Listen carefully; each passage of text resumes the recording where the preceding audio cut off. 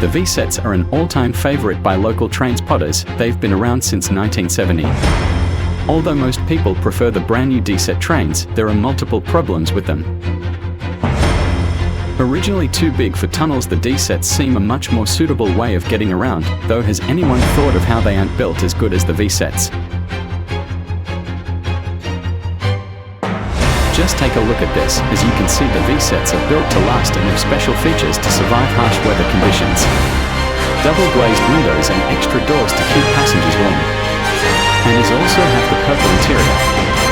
This is very unique and should not be changed.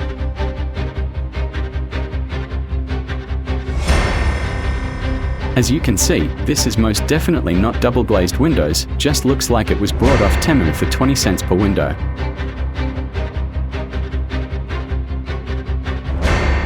Do you really want to see boring square doors everywhere you go?